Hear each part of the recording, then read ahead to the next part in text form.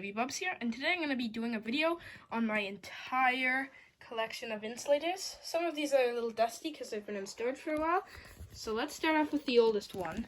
This is probably the most common one. It is Dominion.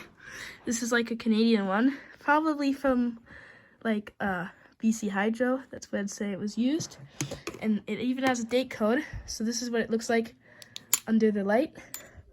Nothing really special, it's pretty clear. The second one I got is a Hemingway 3542 or CSC company. This one's also extremely common, and I see these for sale quite often. Some smaller bubbles, but pretty average. We have a blue Hemingway number 16. It's a little rarer because it's blue, but this is like the most common blue one you can get. I've seen these before. And also I have a bunch of white ones and like peach colored ones, but I'll probably put those up for sale in the future. It's a little brighter on camera, but this one actually has some pretty good bubbles inside of it, which is something I heard collectors like, and spikes. So that was my first spiked insulator, and a pretty good one too. Next, I have no idea who makes this. There's just this little diamond on it. I tried looking this up and I found similar ones. Very few pictures, so I don't know if that means it's extremely rare or no one knows about it, but yeah, it exists. So this one was pretty cheap, actually. I think it was like $3 and I got it when I went to Alberta. This one's, it has like some staining on the top. I should get barkeeper's friends to clean it off. And this one kind of has a greeny color, not on the video, but it's not really that green. So that one's pretty neat. And actually a bit of a rarer one. This one, I think it was next. We have a bit of a rarer one actually. This one, from what I saw, there was a website that talked about it, Hemingway Info. I think it said this was like a 3. It's a Canadian Pacific insulator used on the Canadian Pacific Railroad.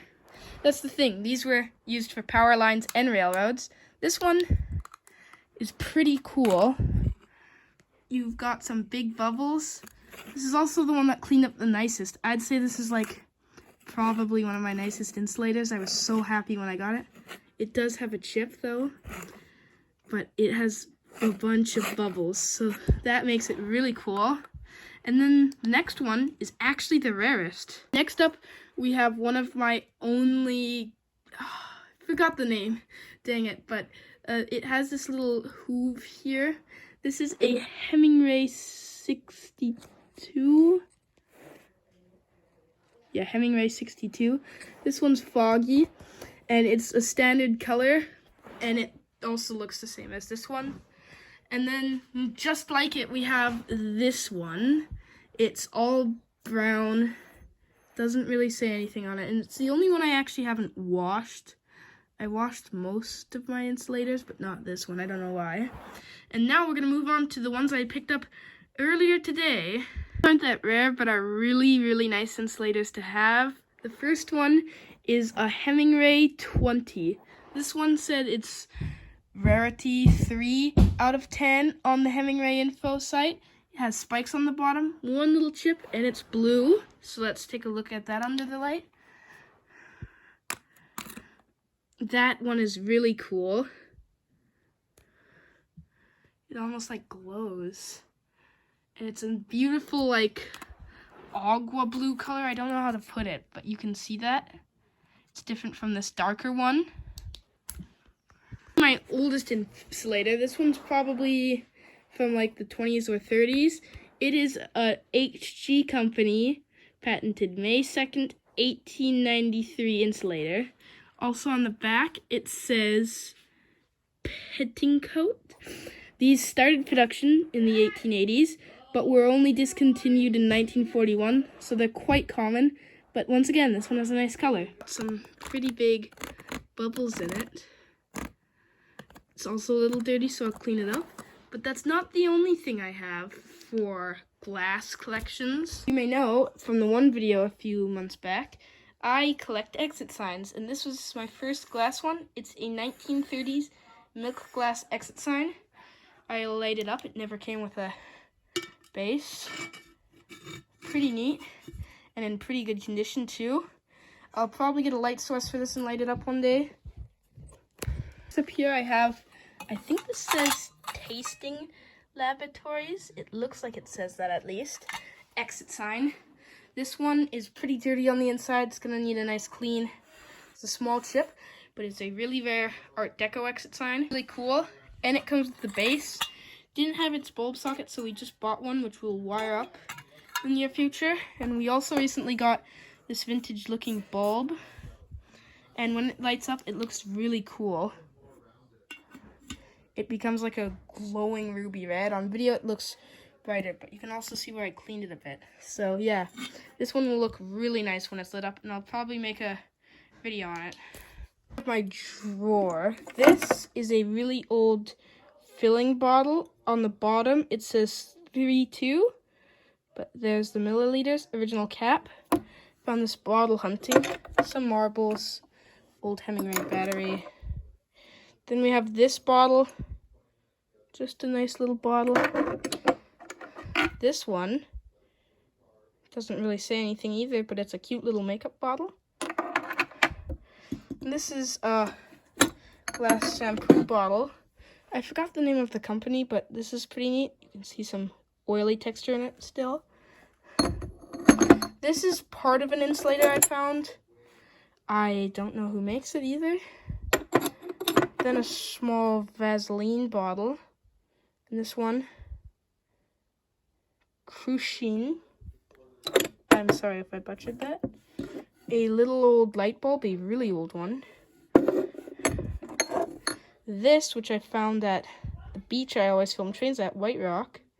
This is old too. And then this I actually found along the railroad. This is a tubby bottle, I think. I forgot actually. But it's a really old one that would have had a cork in it. And then finally, my favorite.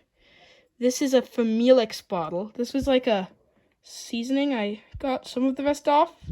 See the cap? But this is really neat, and I love it. It is so cool. And it even still holds. Cobb Railroad signal lens on the wigwag here. I thought I'd throw it in since it is technically a piece of glass. And I'm trying to get some rare traffic light lenses, like the smiley ones. Bottles, we have this 7-Up. You like it, it likes you. It's from Vancouver. And the date code is 64. Then this one's in pretty poor shape. It has the lady here. This is the older variety. Sadly, it's very faded and there's like no way to fix or repaint these. Don't even think I could. And this one's the last year they made them, 63. So that's pretty neat. This nice old 7-Up bottle. It's a newer one. Has ingredients. And this one, I was never able to decipher the date. Maybe I can on camera. Nope, doesn't look like it. But that's pretty neat. And then we have one last thing, which isn't mine, but it's an honorable mention. My brother's traffic light, which I have yet to make a video on. I restored it for him, completely repainted it. And this is the lens it comes with. As you can see, it says Econ Light on there. And it is a nice, beautiful yellow. If I open this, there's an inside look at the lens.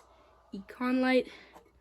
I do have a traffic light too, but that's for another day. So, if you want to see that, feel free to subscribe, comment, and maybe even share your collection too. I'd love to see it. So, thank you everybody for watching Vwbubs. If you enjoyed this video, be sure to subscribe, and peace.